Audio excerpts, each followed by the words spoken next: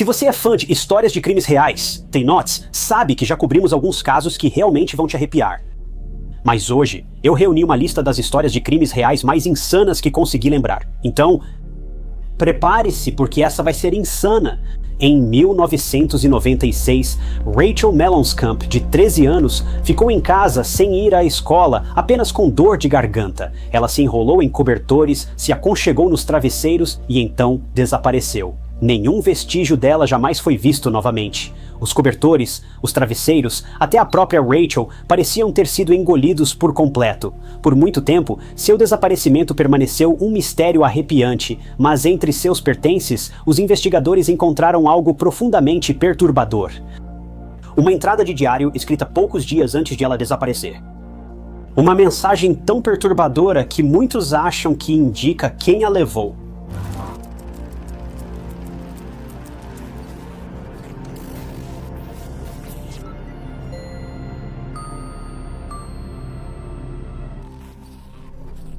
Rachel Mellon nasceu em outubro de 1982.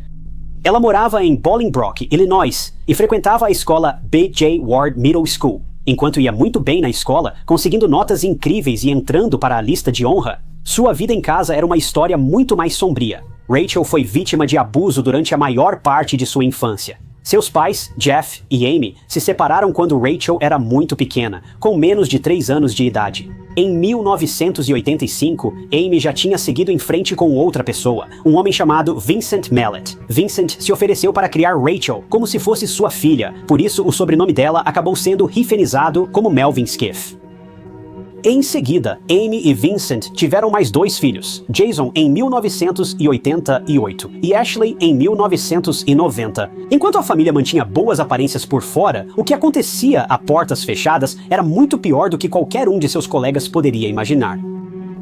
Rachel crescia em uma verdadeira casa dos horrores, sofrendo males indescritíveis causados por seus próprios pais, especialmente pelo supostamente gentil padrasto.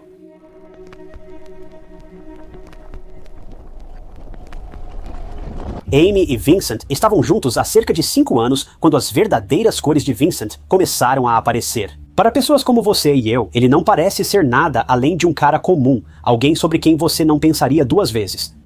Mas para Rachel e o resto da família, eles não conseguiam parar de pensar nele a cada hora do dia, principalmente porque estavam com medo. Temiam sua personalidade explosiva. Vincent era uma bomba relógio. Em 1990, tudo começou a mudar para a família. Vince e Amy discutiam sobre algo indefinido quando Vince foi ficando cada vez mais irritado. Tomado por fúria, sentimento familiar para Vince, ele encurralou Amy perto da escada e a empurrou escada abaixo. Amy caiu da escada, mas felizmente não se machucou sério. Após se recuperar, ela foi à polícia e solicitou uma ordem de restrição contra Vince, que foi concedida. Logo depois, Amy quis se reconciliar com Vince e retirou as acusações contra ele. Não concordaria com essa decisão, mas foi o que ela fez. Mas, como você pode imaginar, o amor reacendido deles não durou muito. Vince rapidamente encerrou o possível novo começo ao seguir abusando da família, desta vez incluindo Rachel. Logo, Vince retomou antigos hábitos e passou a ameaçar Amy e Rachel. Ao contrário do que fez Amy acreditar, ele nunca aceitou Rachel como filha, sempre a manteve distante e a usava como moeda de troca em desentendimentos. Em 1995, Rachel se cansou. Com apenas 12 anos, fugiu de casa. Ela continuou correndo até chegar à casa de uma amiga. Ela não entrou nem bateu na porta, mas achou um lugar seguro do lado de fora e dormiu lá, esperando até a manhã seguinte para pedir ajuda aos avós. Seus avós a levaram para casa, devolvendo-a ao abusador frio e insensível. No verão, Rachel passou algumas semanas com seu pai biológico, que vivia no Texas. No Texas, ela implorou ao tio para se mudar para Dallas. Parece que ela não explicou todos os detalhes da situação para ele, porque com certeza ele teria ajudado se soubesse o quão ruim as coisas realmente eram. Infelizmente, os apelos dela caíram em ouvidos surdos. Não importava o quanto Rachel implorasse, ela acabou sendo forçada a voltar para casa para morar com a mãe e com o monstro vivo e respirando o que ela chamava de padrasto.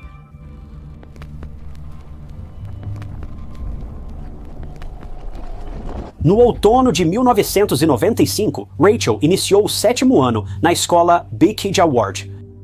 Rachel era bastante popular na escola, e para quem olhava de fora, ela era uma jovem que parecia ter tudo. Ela era uma ótima garota, com boas notas, inúmeros amigos e sempre parecia estar super feliz.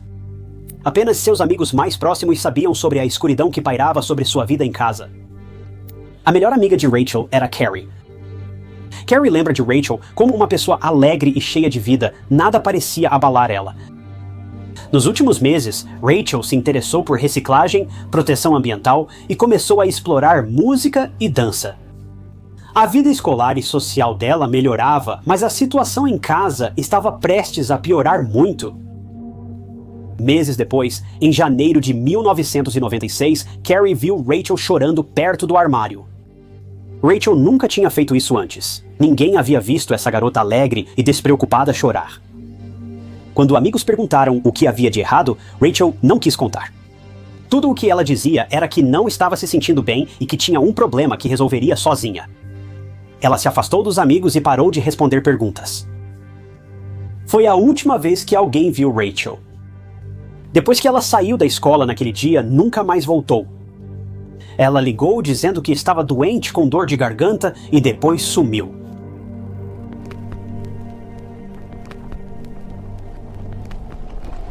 Dia 31 de janeiro de 1996.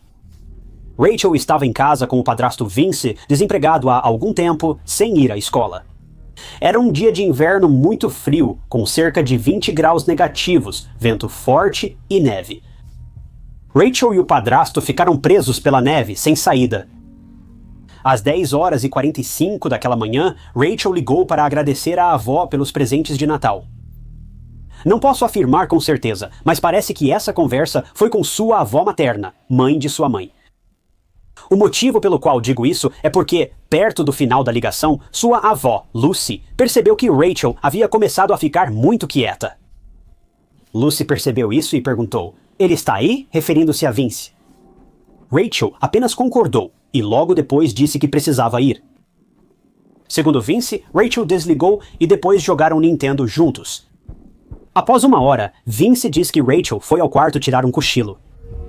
Ela vestia calça amarela, chinelos vermelhos e moletom rosa. Ela se enrolou em um cobertor azul, pulou na cama e foi dormir. Esta teria sido, supostamente, a última vez que alguém viu Rachel, mas a história dela só fica mais confusa e perturbadora a partir daqui.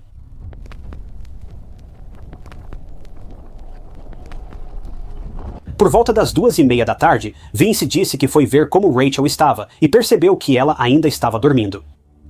A seguinte sequência de eventos acontece do ponto de vista de Vince, detalhando as informações que ele repassou à polícia mais tarde naquele dia. Vince contou que saiu após checar Rachel e levou o cachorro para passear. Mas lembre-se, faz 20 graus negativos, ventos fortes e muita neve. Ele diz que mesmo assim, passeou com o cachorro por 30 minutos antes de voltar para casa. Voltando para casa, o pastor alemão Duke viu um coelho correndo no campo. Enquanto eles passavam por lá, ele diz que Duke escapou da coleira e saiu correndo atrás do coelho.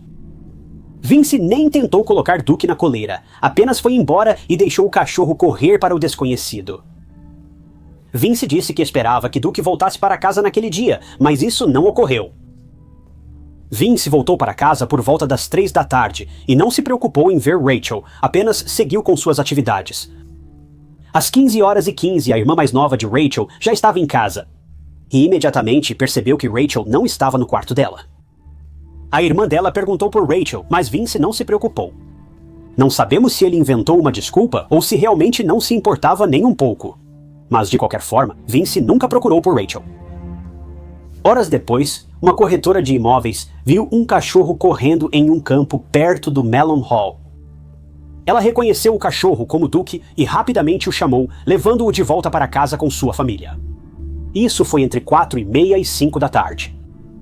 Agora, Amy, a mãe de Rachel, voltou para casa por volta desse mesmo horário junto com o filho deles, Jason. Quando Amy percebeu o desaparecimento de Rachel, chamou a polícia imediatamente para ajudar na investigação.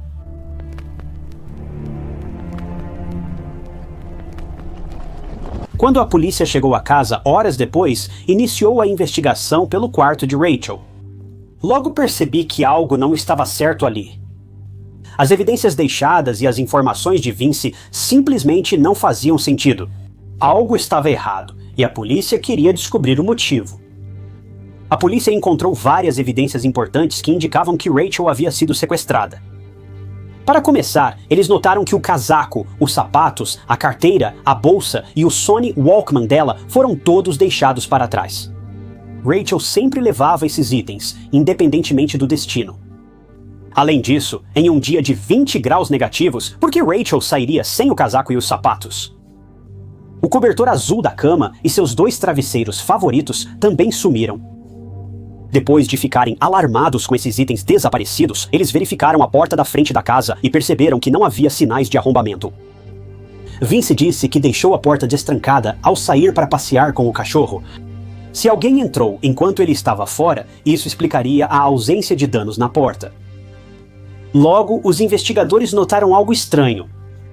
Os braços de Vince estavam cobertos de marcas de arranhões, algumas das quais pareciam bastante dolorosas. Quando os detetives perguntaram de onde vinham essas marcas, ele disse que tinha trabalhado em um carro mais cedo naquele dia e se arranhou e cortou enquanto mexia no compartimento do motor. Se quer saber, essa informação não faz sentido. Trabalho com veículos quase todos os dias, então arranhões, cortes e hematomas leves são comuns, mas nada se compara aos ferimentos descritos nos braços do Vince. A polícia fez buscas intensas na área por terra e ar, mas nenhum sinal de Rachel foi encontrado.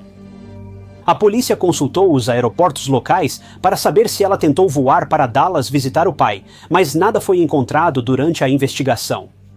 Mas é aqui que as coisas realmente começam a traçar um retrato assustador de Vince. A polícia começou a investigar o quarto de Rachel e logo encontrou o diário dela. Ela escrevia em seu diário com bastante frequência e detalhava todas as suas emoções, experiências e os abusos que sofria. A polícia ficou particularmente abalada com uma página específica em que ela revelou vários crimes que seu pai havia cometido contra ela. Rachel explicou que, em um dia de agosto de 1995, Vince entrou em seu quarto e começou a beijá-la, entre outras coisas. Segundo seu diário, Vince disse que queria mostrar como os predadores agiam para que ela pudesse evitá-los. Mas não havia como evitar seu padrasto.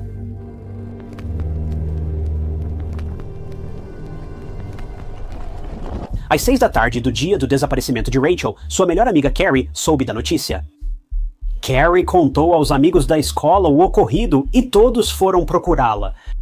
Eles passaram mais de 1 hora do lado de fora, no frio cortante, procurando desesperadamente pela amiga desaparecida, mas voltaram de mãos vazias. Eles buscaram em todas as ruas e parques, mas ela simplesmente sumiu. Carrie conta que todos os amigos se abraçaram e choraram ao perceberem que a amiga sumiu, mas mantiveram a esperança de que não fosse definitivo. Nesse período, Jeff Skimp, pai biológico de Rachel, foi informado por telefone sobre o desaparecimento da filha. Jeff largou o emprego imediatamente e pegou o primeiro voo que conseguiu para Illinois para poder ajudar nas buscas por ela. Apesar de ausente na infância de Rachel, Jeff foi o pai que ela sempre precisou, não Vince. Ao chegar à casa de Amy e Vince, pouco restava a fazer. Ele foi ao quarto de Rachel e deitou na cama dela. Ele pegou o Walkman dela, pôs os fones e apertou play. Rachel estava ouvindo uma música chamada Hand in My Pocket, era a favorita dela. Ela disse que gostava dessa música no verão com o pai, meses antes. Jeff contou que, na casa da Rachel, confrontou Vince sobre o ocorrido. Jeff conta que Vince só respondeu que Rachel deve ter sumido enquanto ele passeava com o cachorro. Mesmo assim, Vince parecia despreocupado.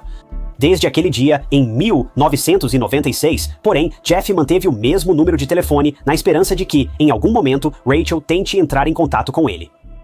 Mesmo assim, ela nunca fez isso.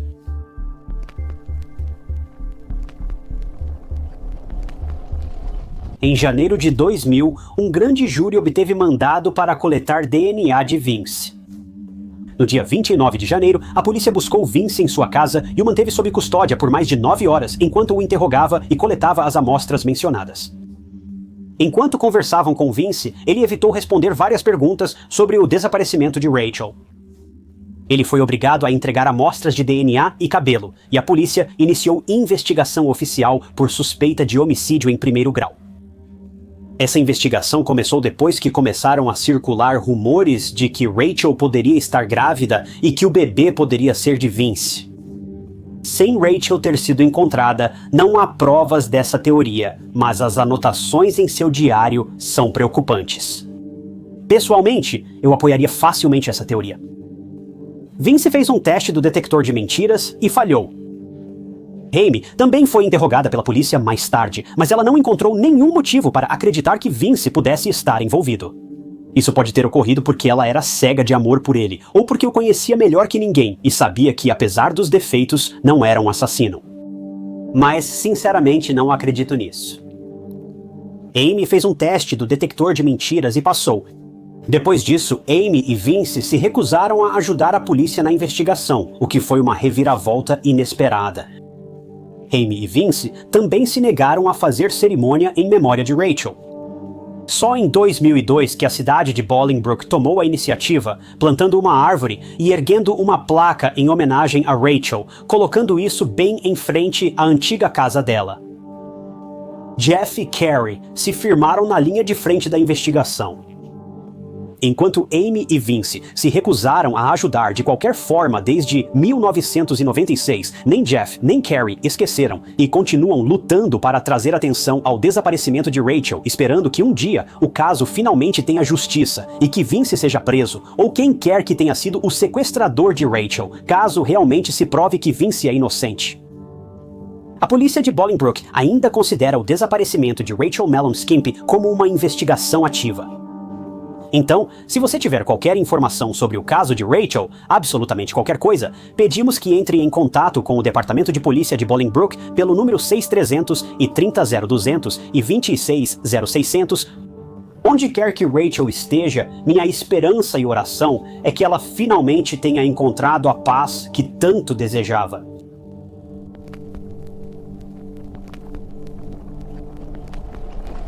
Hannah Cornelius, uma jovem sul-africana de 21 anos, acreditava que teria uma noite tranquila.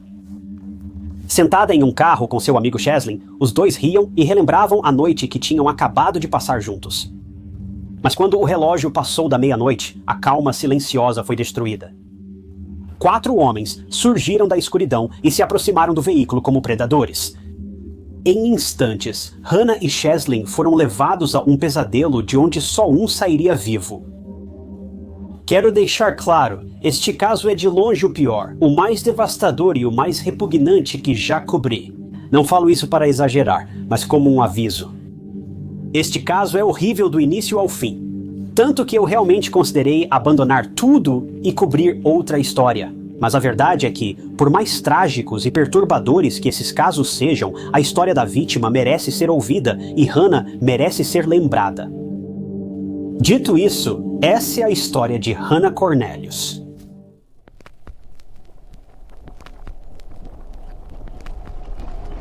Hannah Cornelius nasceu em Western Cape e morava em Stellenbosch, África do Sul. Desde pequena, Hannah sempre foi alegre. Ela era bem próxima da família, que em geral morava na cidade do Cabo, a cerca de 45 minutos de Stellenbosch. Hannah veio de uma família estabelecida. Seu pai era ex-magistrado de Simonstown. Embora sua infância pareça ter sido ótima, considerando tudo, ela teve uma vida doméstica um pouco difícil às vezes, por causa de seu irmão mais novo, que sofre de autismo severo. Muitas pessoas com autismo levam uma vida normal, mas o irmão dela precisa de cuidados 24 horas e foi recentemente enviado para uma instituição de assistência. Hannah tinha vários amigos que a admiravam e estavam ao lado dela sempre que ela mais precisava. Um dos amigos era Cheslin Marsh. O curioso sobre Cheslin é que não sabemos o quão próximos ele e Hannah eram. Eu vi vários relatos sobre os dois, com alguns dizendo que eles tinham um relacionamento, enquanto outros dizem que eram apenas amigos. Um relato diz que eles só se conheceram na véspera do crime.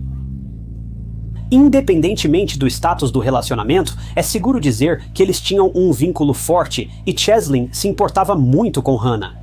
Como o destino quis, Cheslin estava com Hannah na noite em que as coisas deram terrivelmente errado para ela. O que deveria ser uma noite relaxante e divertida na cidade terminou com o que facilmente poderia ser descrito como o crime mais horrendo e hediondo da história de Stellenbosch.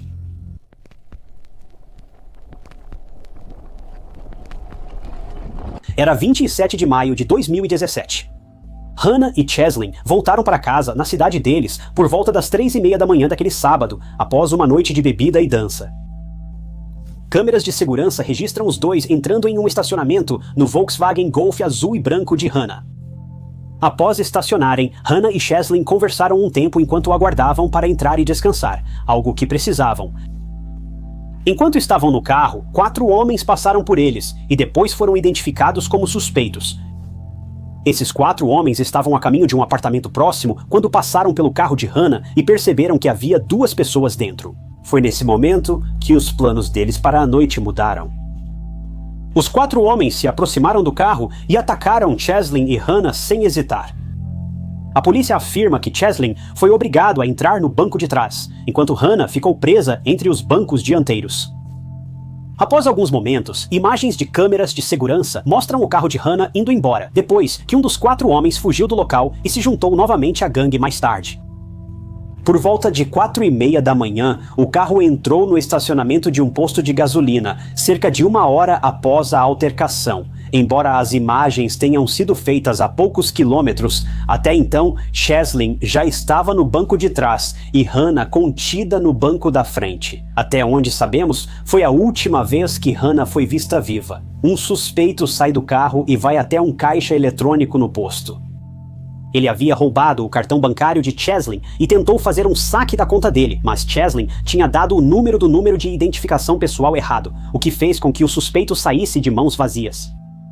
O homem ficou obviamente irritado com isso e prometeu que Cheslin seria punido mais tarde.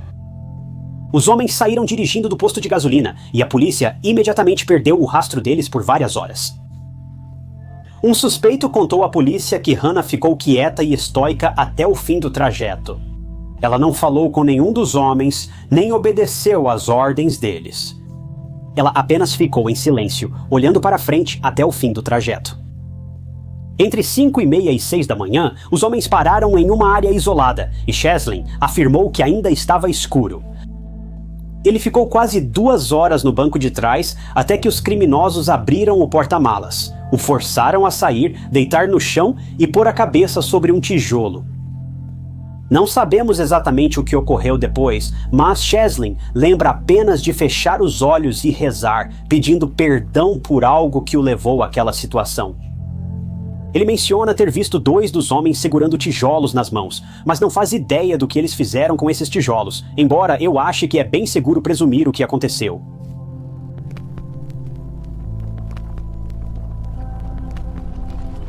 Após o ocorrido com Cheslin, os criminosos pensaram que ele estava morto, o abandonaram e seguiram com Hannah por alguns quilômetros até um local isolado, em uma mata atrás de um campo de paintball. Hannah implorou aos agressores, permitindo que fizessem o que quisessem, apenas pedindo que a deixassem sair viva. Os suspeitos afirmam que, mesmo com pedidos e tentativas de negociação, Hannah resistiu o tempo todo e não iria facilitar para eles. Ela se recusou a sair do carro por vontade própria ao chegarem atrás do local de paintball, e os homens atiraram à força do porta-malas antes de jogá-la na floresta e abusarem dela várias vezes. Vou tentar deixar isso claro sem ser muito gráfico, mas Hannah ficou indefesa nas mãos desses homens pervertidos por horas e horas. Depois que os homens terminaram, colocaram ela de volta no carro e a levaram por mais alguns quilômetros até uma área de fazenda isolada. O sol já nascia, então os homens precisavam agir rápido. Se quisessem fugir dos crimes, ao menos não deveriam usar o carro roubado de Hannah. Ao chegarem à fazenda, tiraram Hannah do carro e tentaram pôr fim ao sofrimento dela com uma faca. Mas não funcionou. Os homens então a forçaram a deitar no chão, enquanto ela implorava com cada suspiro para que eles simplesmente a deixassem em paz. Foi nesse momento que os homens pegaram uma pedra de cerca de 36 quilos que estava por perto e a deixaram cair sobre Hannah. Com isso, o sofrimento de Hannah finalmente chegou ao fim.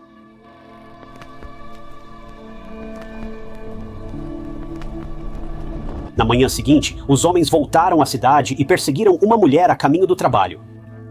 Eles a perseguiram até ela tropeçar e cair, roubaram sua bolsa e pertences, mas felizmente não fizeram nada além disso. Infelizmente, uma terceira mulher não teria sorte. A alguns quilômetros dali, essa terceira vítima foi sequestrada e roubada, mas não sabemos a gravidade dos ferimentos dela.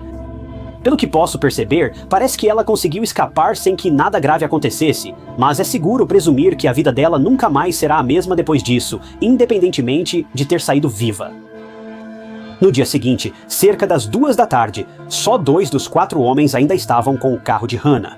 Homens foram vistos viajando por Stellenbosch novamente. Nesse momento, parece que a polícia já estava à procura do carro desaparecido de Hannah e um agente disfarçado acabou notando o carro passar, com os 2 homens não identificados ainda dentro dele. O policial disfarçado pede reforço e logo inicia uma perseguição em alta velocidade. Os homens levaram a polícia por dezenas de quilômetros até outra área rural, onde abandonaram o carro perto de um campo e fugiram a pé. Felizmente, os 2 homens foram capturados pelos policiais e levados para interrogatório. Na manhã seguinte, Cheslin acordou após ter sido brutalmente espancado pelos sequestradores. De algum modo, ele sobreviveu ao encontro horrível com esses homens, mas saiu da cena do crime com cicatrizes e uma história inacreditável para contar. Ao acordar, ele foi a casas próximas pedir ajuda. Quando ele foi levado para um hospital, os médicos revelaram que, por todos os relatos, ele não deveria estar vivo. Ele acabou ficando surdo de um ouvido, mas pelo que posso perceber, ele não teve nenhum outro efeito duradouro do ataque e parece ter se recuperado completamente. Agora, não posso confirmar isso com total certeza, mas ele certamente parece estar bem atualmente. Cheslin obviamente foi à polícia e denunciou o que havia acontecido. Felizmente, a polícia já havia detido os 2 criminosos e não demorou para que os suspeitos começassem a se virar um contra o outro, cada um culpando o outro pelos crimes. Até esse momento, parece que a polícia ainda não sabia que Hannah havia perdido a vida, mas logo eles descobririam todos os detalhes horríveis daquela noite. E o que esses 4 homens fizeram naquela noite? Agora, infelizmente, é aqui que o caso se complica um pouco. Cada fonte que encontrei parece contar uma versão diferente da história, e a maioria dessas histórias não se alinham entre si. Tudo o que posso dizer com certeza é que os 4 homens continuaram culpando uns aos outros pelos crimes, com cada um deles alegando inocência durante o julgamento. Na verdade, 2 desses monstros confessaram certos aspectos do crime durante o interrogatório, mas quando chegou a hora do julgamento, eles alegaram que não estavam envolvidos de forma alguma. Felizmente, Cheslin se recuperou a tempo do julgamento e pôde relatar ao juiz e ao júri tudo o que passou, embora parecesse quase ter um ataque de pânico durante grande parte do depoimento. O problema é que ele não estava nos momentos finais de Hannah, então não pôde ajudar muito nesse aspecto do caso. Na verdade, a polícia não pareceu precisar de ajuda para incriminar esses homens. O DNA e as digitais deles estavam em todo o carro de Hannah. O DNA deles foi encontrado em cada centímetro da cena do crime, e 2 dos homens foram pegos em flagrante no veículo de Hannah. Esse caso era o mais claro e direto possível. Além disso, os suspeitos atacaram mais 2 vítimas na manhã seguinte. Não entendo como algum desses 4 homens achou que escaparia de algum desses crimes. Alguém testemunhou quase todos os aspectos do caso, obviamente excluindo o que aconteceu na floresta naquela noite. Mas o DNA que foi encontrado na cena pintou um quadro muito claro para a polícia.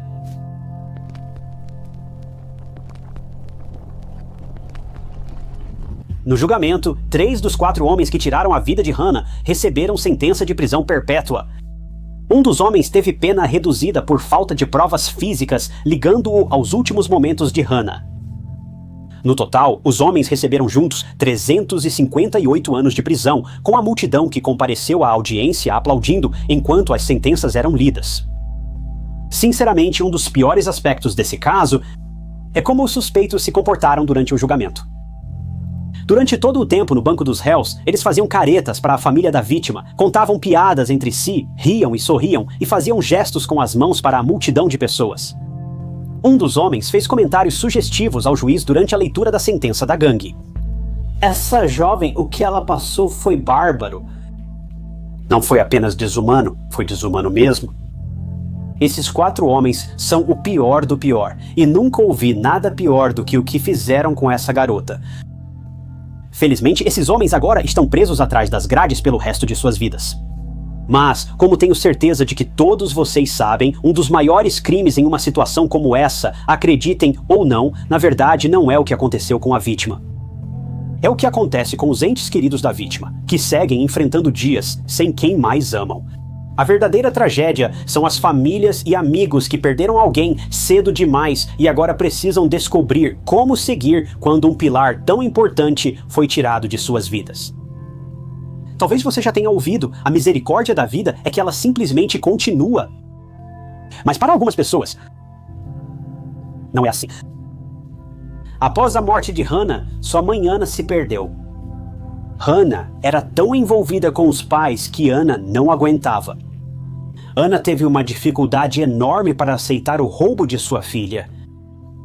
Ela fazia suas tarefas diárias, mas nada mais importava. Segundo o pai de Hannah, com sua morte, nossa família também se foi. Em 2018, Anna faria um de seus exercícios diários de natação. Mas nesse dia, ela não seguiu seu percurso habitual. Ela não fez suas voltas habituais no oceano. Em vez disso, ela pulou na água, nadou para longe e simplesmente continuou nadando. O corpo dela apareceu na praia vários dias depois. A dor pela perda da filha foi insuportável e Anna acabaria perdendo sua luta contra a depressão. O pai de Hannah comentou depois sobre a perda da esposa e da filha. Eu e meu filho não éramos uma família. Sobreviventes habitam as ruínas do que já foi. Como se não bastasse, o pai dela logo seria diagnosticado com câncer. Ele lutou brevemente antes de a doença vencê-lo e falecer. O irmão de Hannah ficou em uma instituição de assistência por causa do autismo severo. E é muito provável que o irmão dela nem consiga compreender o que a família passou e por que seus pais e irmã não vêm mais visitá-lo. Essa é a verdadeira tragédia em casos como esse.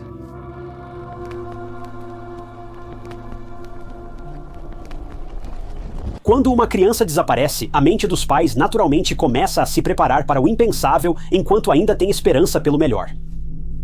Isso ocorreu no desaparecimento de Harley Dilley, garoto de 14 anos sumido no fim de 2019. Mas seus pais nunca imaginariam que seu corpo seria encontrado muito mais perto de casa do que esperavam.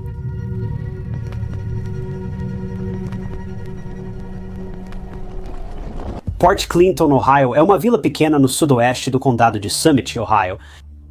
É uma cidade pequena, com menos de 2.000 pessoas. Cerca de 380 famílias vivem aqui, e a região tem renda e comodidades medianas.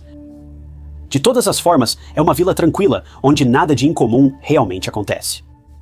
É o lugar ideal para morar e criar família, pois mais de 25% da população tem menos de 18 anos. Segundo o Crime Grade e o Area Vibes, Port Clinton quase não tem crimes, com taxas de crimes violentos, 70% abaixo da média nacional. Sendo honesto, nunca pensei muito em Ohio, mas ao pesquisar esse caso, quase me convenci a me mudar para lá. Port Clinton realmente parece ser uma cidade tão boa assim. Mas a cidade tem defeitos. Muitos dizem que o departamento de polícia de Port Clinton é tão mal equipado para lidar com tragédias e crimes que pode ter sido o principal responsável pela morte de Harvey Dilley. O próprio chefe de polícia sobre o caso de Harvey afirmou: "Nós erramos ou não erramos? Não sei, não posso te dar essa resposta." Minha principal recomendação para qualquer departamento de polícia em situações assim é: peça ajuda sem medo. Harley Dilley era um adolescente comum para a maioria das pessoas. A mãe dele disse que ele era um ótimo garoto e não parecia se meter em muitos problemas. Ele era gamer, tinha contas no Discord e Twitch, onde compartilhava partidas de Madden e conquistou mais de 1.000 inscritos no YouTube. Após ouvir sobre o relatório, pesquisei e achei um fórum do Web Sleuths com informações sobre o caso de Harley. Mas vale lembrar que o Web Sleuths também é fonte de rumores e especulações. Não consegui verificar a maioria dessas afirmações porque as postagens já foram removidas. Portanto, leve isso com cautela. Vários usuários disseram que Harley postava no YouTube com frequência em 2018 e 2019. Esses vídeos geraram especulações sobre o desaparecimento de Harley e mostram seus pais de forma bem diferente do que se via online ou em entrevistas na televisão. Um vídeo preocupante intitulado "Estou com medo" foi apagado poucos dias após o desaparecimento de Harley. Esse é o único vídeo que encontrei após alguém reenviá-lo. Harley diz estar vivendo um dos piores dias da vida. Ele menciona que teve uma discussão com a mãe dele depois da escola, uma discussão que durou cerca de 5 minutos. Durante essa discussão, a mãe de Harley ameaçou chamar a polícia por causa disso, uma ameaça que, segundo relatos, ela já havia cumprido no passado, mesmo não sendo um assunto que envolvesse a polícia de nenhuma forma.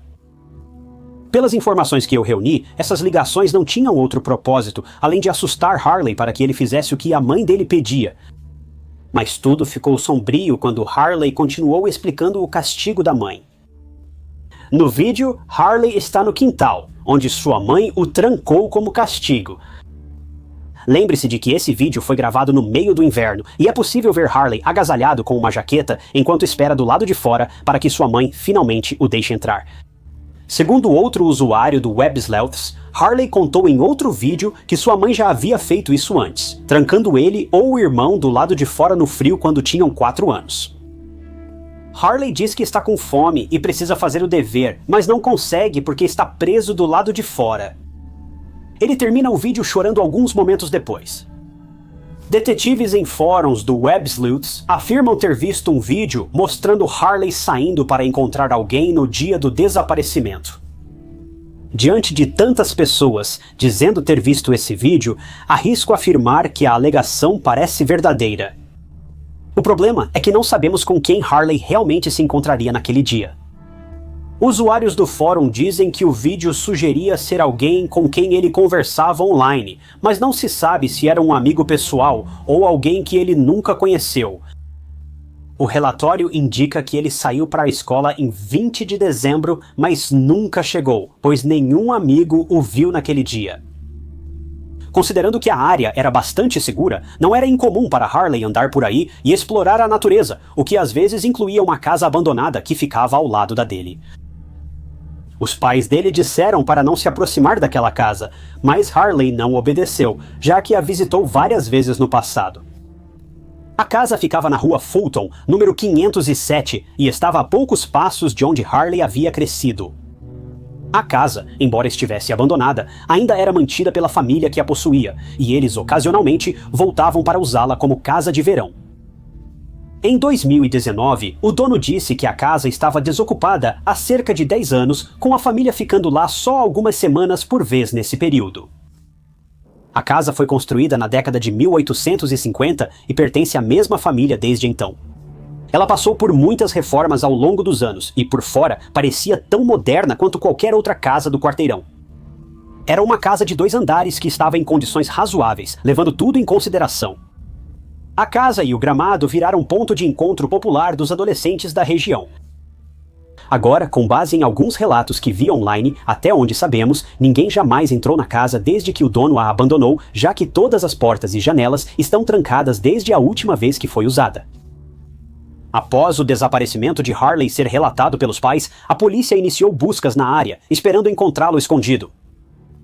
A polícia começou a busca dentro e fora do Dealey Hole, procurando por qualquer pista ou evidência que pudesse explicar para onde Harley poderia ter ido.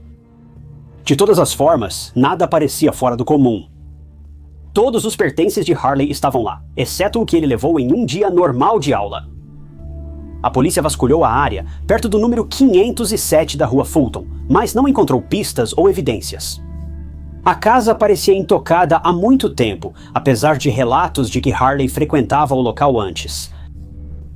É aqui que tudo fica mais interessante e o caso mais complicado. Os fóruns do WebSleuths frequentemente citam uma pessoa conhecida apenas pelo apelido Drip. Na verdade, Harley já mencionou essa pessoa em um de seus vídeos no YouTube antes.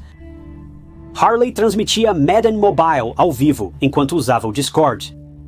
Durante a transmissão, ele postou sobre Drip no Discord e disse, abre aspas, Drip é o pior dessa comunidade. Ele veio até minha casa. Ele me perseguiu. As coisas ficam ainda mais interessantes quando descobrimos que, no dia em que Harley desapareceu, ele fez de tudo para implorar aos pais que o deixassem ficar em casa e não ir para a escola. Ele não estava doente nem nada, e seus pais parecem não saber por que ele estava tão determinado a ficar em casa naquele dia, mas ele tentou de tudo, esperando conseguir faltar à escola. Quando eles se recusam a deixá-lo ficar em casa, ele, de forma um tanto estranha, parece ter saído para da escola mais cedo do que o normal naquela mesma manhã. Foi nesse momento que detetives da internet começaram a especular que Harley pode ter saído da escola mais cedo para evitar o misterioso Drip. Se Drip fosse um perseguidor, talvez Harley tentasse chegar mais cedo à escola para evitá-lo. Para ser sincero, isso me parece forçado e não há evidência que sugira isso. Outro detalhe interessante neste caso torna a situação de Harley ainda mais preocupante e assustadora. Sabemos que Harley sofria de transtorno obsessivo-compulsivo ou transtorno do espectro autista, mas parece que sua família acreditava mais na ideia de transtorno obsessivo-compulsivo. Agora, como alguém que foi diagnosticado com transtorno obsessivo-compulsivo, posso te dizer sem dúvida que a decisão de Harley de sair mais cedo para a escola naquele dia foi realmente incomum. Segundo a mãe, Harley era muito acostumado a rotinas. Na verdade, ele tomava vários banhos diários como parte de seu ritual de transtorno obsessivo-compulsivo.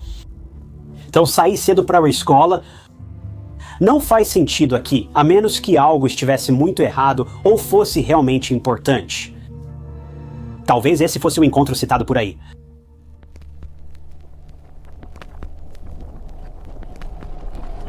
Rastreei uma pessoa chamada Drip Online e a relacionei a uma conta do Reddit cujo nome não vou revelar, pois Drip pode ter sido menor na época. Não tenho certeza, mas prefiro não compartilhar. É fácil encontrar online se estiver interessado.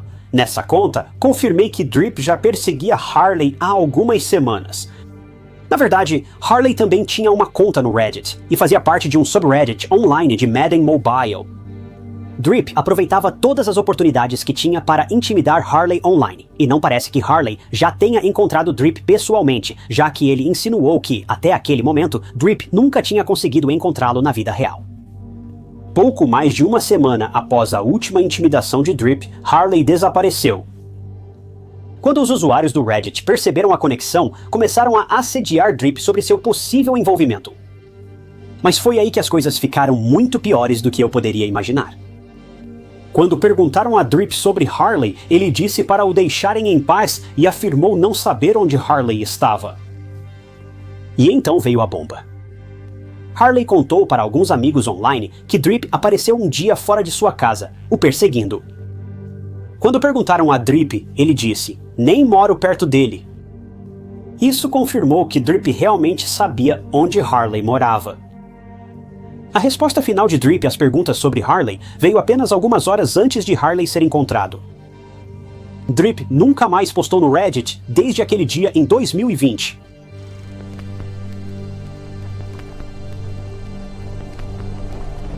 A polícia fazia uma busca de rotina por Harley em 13 de janeiro de 2020. Eles novamente foram à casa abandonada ao lado da de Harley, na 507 da rua Fulton.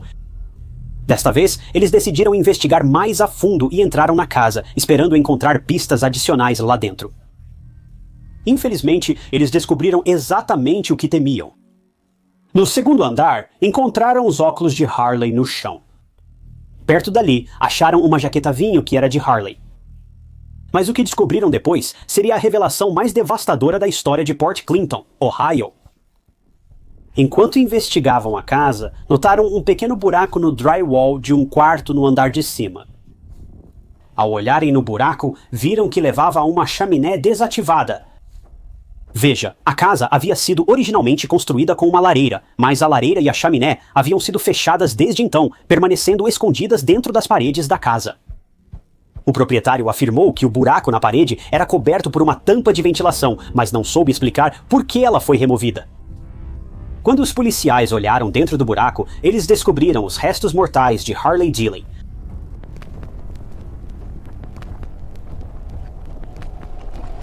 Um legista foi chamado ao local e determinou que Harley provavelmente faleceu no mesmo dia em que desapareceu. Investigadores afirmam que, pelo clima, ele deve ter morrido poucas horas após ficar preso na chaminé. Mas essa é a questão: como Harley entrou no poço da chaminé, mesmo estando fechada por dentro? Ela ainda podia ser acessada pelo telhado. O telhado era fácil de acessar, pois um grande mastro de antena ficava logo atrás da casa. Apenas 30 centímetros do buraco. Seria fácil subir no mastro e alcançar o telhado da casa. Qualquer um poderia ter feito isso, e aquela chaminé era facilmente acessível daqui. Muitos na comunidade de detetives da internet não acreditam que Harley tenha acabado na chaminé por acaso ou acidente. Eles acreditam que ele foi empurrado, provavelmente por essa pessoa misteriosa chamada Drip. Sabemos apenas que, após Harley entrar na chaminé, não havia como ele escapar.